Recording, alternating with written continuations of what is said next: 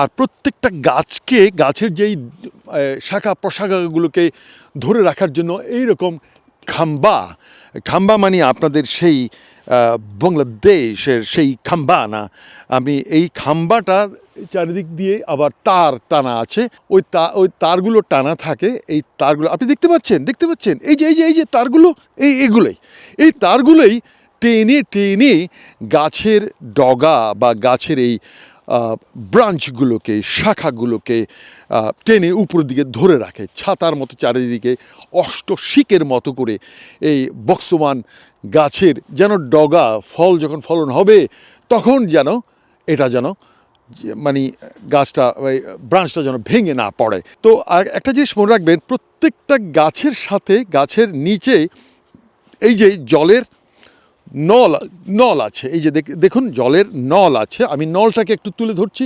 এই যে গাছের প্রতিটি গাছের গোড়ায় যেন জল যায়, শুষ্ক সময় যখন হবে তখন যেন জল যায়, সেই জল বহন করে সেই গাছের জন্যে। কৃষকের বাড়ি, কৃষকের ঘর, কোরিয়ান গ্রামের কৃষকদের বসবাসের অবস্থাটা দেখুন যেভাবে তারা আছে। আমি বরং ঘরটা একটু আপনাদেরকে এদিক থেকে একটু দেখিয়ে দিচ্ছি। দেখুন কৃষকের ঘর একটু এলিভেটেড।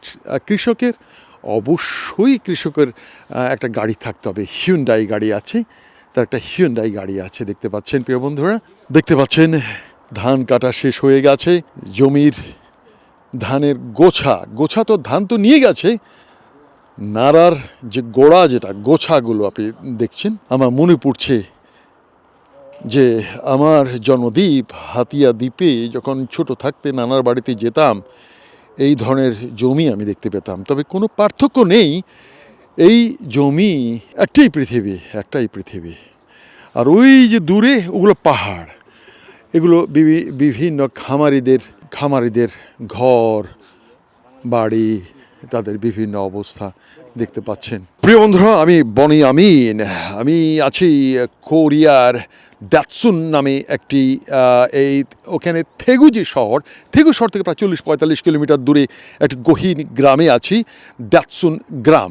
আপনাদেরকে জাপানের গ্রাম দেখিয়েছি, কোরিয়ার গ্রামও দেখাচ্ছি, নারা খের ধান ক্ষেত সেই আপনাদেরকে দেখিয়েছিলাম।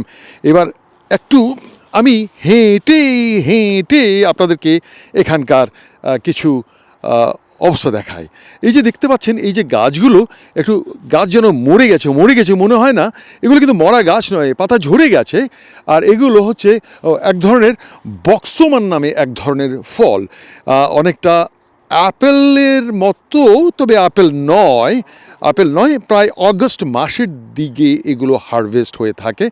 আর এই যে দেখুন জমিনের এই যে ধান কাটা শেষে এই কোরিয়ার এই ধানের ক্ষেতগুলো দেখতে পাচ্ছেন। আমি আপনাদের আমি যেন আমার হাতিয়া দ্বীপের যেই জমির যেই মানে ধান কাটার পরে যেই সেই ক্ষেতের উপরেই যেন আমি হাঁটছি। দেখুন প্রিয় বন্ধুরা, আমি হাঁটছি, মাটি একটু এখনও অর্থাৎ ভেজা আর্দ্র আছে। তো মনে পড়ে আমার সেই জন্মদ্বীপ হাতিয়ার এই ধান কাটার পরে জমিনগুলোকে এমনই মনে হয়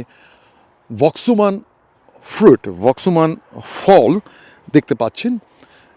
ফল তো আর দেখতে পাচ্ছেন না, গাছ দেখতে পাচ্ছেন। আমি সেই গাছগুলো আপনাকে দেখাচ্ছি এবং অনেক সুমিষ্ট এবং কোরিয়ার একটি বিখ্যাত সুমিষ্ট ফল বক্সমান।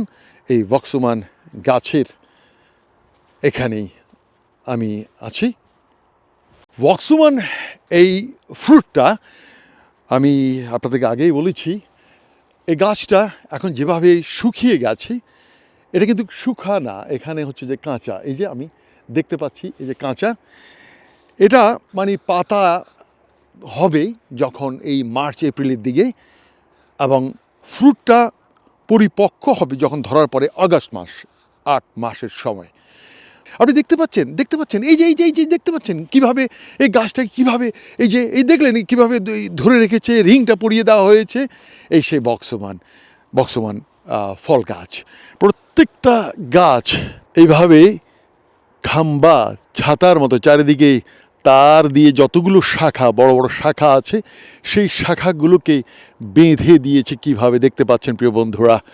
আমি আছি বক্সমান ফ্রুট বাগানে, আছি দাতসুন একটি গ্রামে, দক্ষিণ কোরিয়ার থেগু শহরের একটি গ্রামেই আছি প্রিয় বন্ধুরা। চলুন এখান থেকে বের হয়ে যাই প্রিয় বন্ধুরা। আমি বনি আমিন আপনাদেরকে সাউথ কোরিয়ার একটি গ্রামে, আমি এই ঠান্ডার সময়, মাত্র এখন 5 ডিগ্রি সেলসিয়াস, তবুও চেষ্টা করেছি আপনাদেরকে কিছু দেখানোর জন্য। আশা করি আপনাদের ভালো লেগেছে। আপনাদের দেখিয়েছি জমিন, ধান কাটার পরে জমিনের অবস্থাও দেখিয়েছি, তবে সেতে বলে বেশিক্ষণ হাঁটেনি। আশা করি আপনাদের ভালো লেগেছে। This is Boni Amin from দাতসুন village, Thegu, south Korea. 감사합니다.